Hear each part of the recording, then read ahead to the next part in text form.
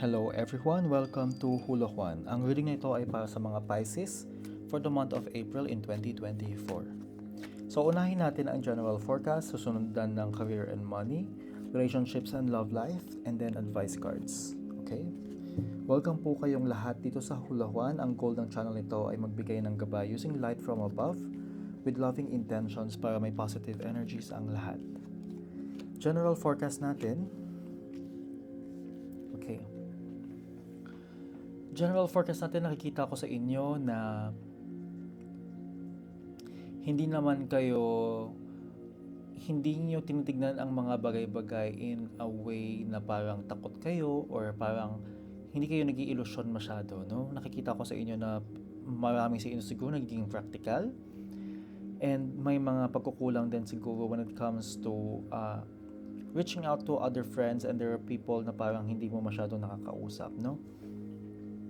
Nakikita ko sa inyo, Pisces, na in the month of April, that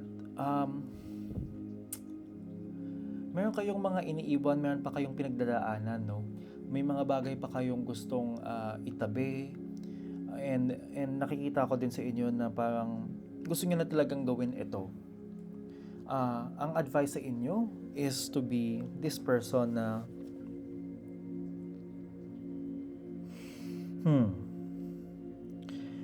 wag daw masyadong padalos-dalos pagdating sa mga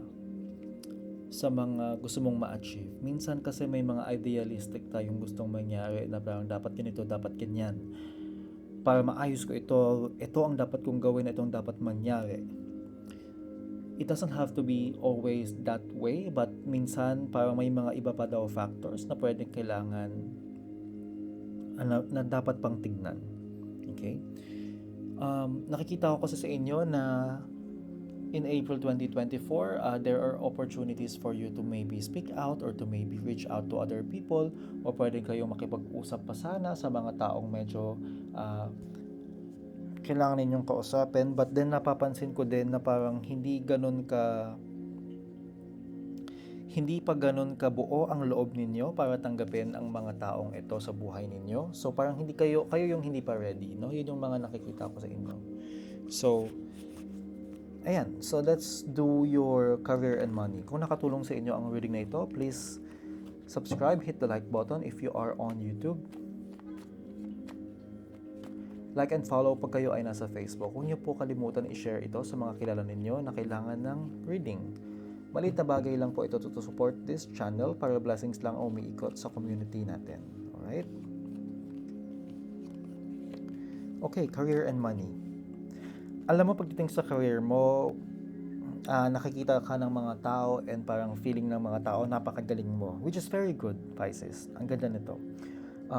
Although there is this feeling of lack pagdating sa mga, may pagkukulang kasi sa pagiging thankful, may mga kulang din sa pagtitingin sa sarili mo and to appreciate yourself. Pero kulang sa thank you, kulang sa pagkapapasalamat sa universe. So yun naman nakikita ko.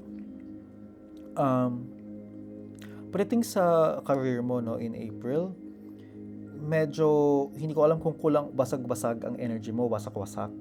Pero yung focus mo siguro wala doon. So somehow may mga bagay ka sigurong hindi masyado pang alam that you will encounter sa work mo na hindi mo nabago sa'yo.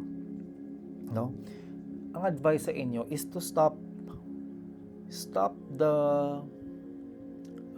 tawag dito, huwag mo masyadong ipilit yung mga bagay na hindi mo talaga kaya. Wala namang masama kung matututo ka eh.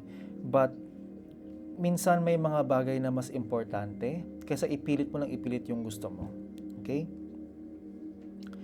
So, ano bang pwedeng mangyari sa career and money pagdating sa career mo, no, sa April 2024? Ang mga pwede daw mangyari sa iyo is tinatanggal mo na yung mga emotional aspect mo pagdating sa trabaho. Kung baga hindi ka na masyadong nagdadamdam, hindi ka masyadong nag-iisip ng kung anong pwedeng ikasama ng loob pagdating sa trabaho mo. Okay? So, next na tayo sa relationships and love life.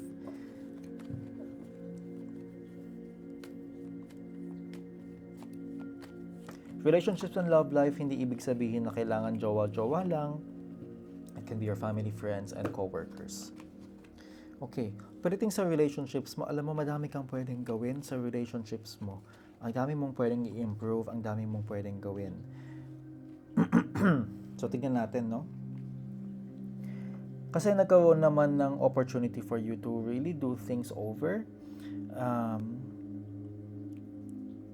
Pero hindi kasi malinaw kung if you were able to act on those, no? Pero there is an opportunity for you in the past to rekindle time, to give more attention to those things na parang pagdating sa relationships mo.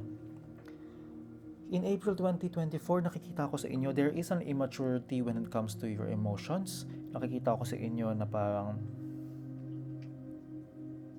substitute. Nakikita ko sa inyo na parang minsan yung mga kailangan mong i-adjust, yung mga kailangan mong harapin, hindi mo siya hinaharap, pero in other, gumagawa ka ng ibang paraan para harapin yung mga bagay na yun. Na minsan naman hindi siya nakakatulong, no? Kasi parang kumbaga, ang pinapakita sa akin, kunwari lang, naiinis ka sa isang tao, ang kinakausap mo puppet, instead na yung tao mismo. So, ikaw mismo yung may kailangan kang siguro i-process, no? Kaya ganon. So, tingnan natin ang advice mo.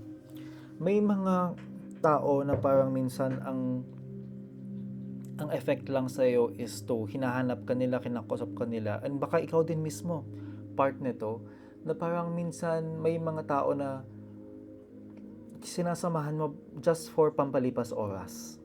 So may mga bagay, may mga tao na parang, sige lang, go lang, ganyan. Pero minsan medyo kulang ng depth yung pag-uusap.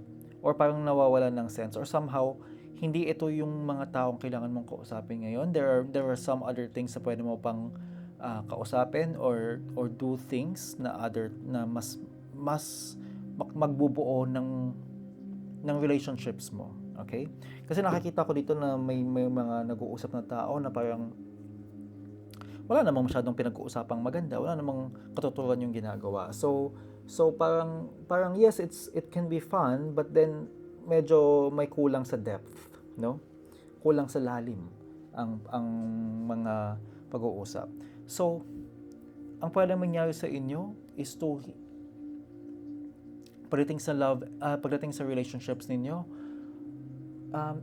may mga possibilities na parang tinatanggal, may potential for you to really deal with your pains, to really to have that conversation and to have that process, yung maayos na process to really patch things up, or to, alam mo yun, para lang ma-process mo yung mga nararamdaman mo. So there is this opportunity for you to talk. Okay? So make the most out of it. Tignan natin ang advice cards mo. Meron po tayong 2024 forecast for your sign. Kung hindi nyo pa yun napapanood, hanapin nyo lang sa videos ko. Yun po yung gabay ninyo sa buong taon. Kuha tayo ng advice cards.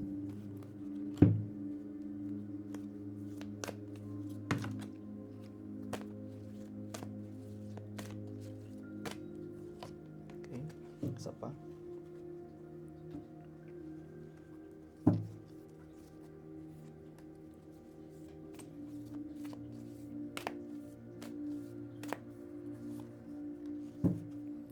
Okay.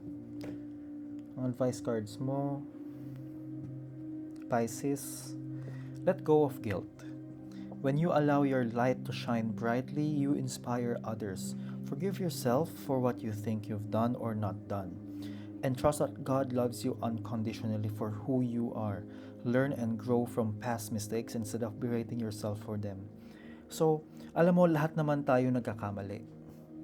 And huwag mo masyadong parusahan yung sarili mo, or huwag mo masyadong tinatakas din yung sa sarili mo na kung minsan kung may nagawa ka, i-process mo na lang siya sa sarili mo and to somehow tell yourself ano ba yung dapat mong gawin, ganyan. Parang hindi naman, nakikita ko naman sa inyo na mabuti yung puso mo, na nagkakamali ka lang din. And minsan sa mga pagkakamali na yun, may nagagawa ka ding mas hindi pa maganda.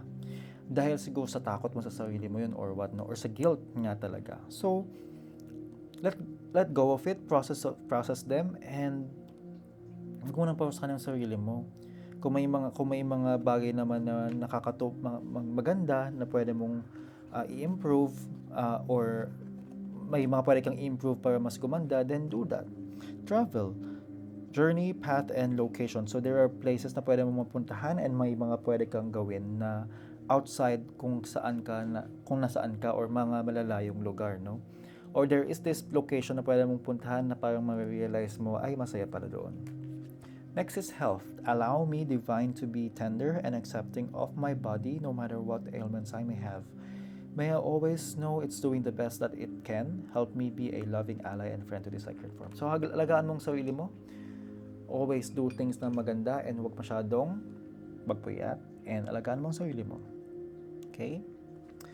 Yan ang forecast mo for this month. Subscribe on YouTube and follow Hula Juan on Facebook para every month may abangan kang forecast for your sign. Always remember sa lahat ng gagawin mong desisyon dapat mabuti ang iyong intensyon. See you sa next reading.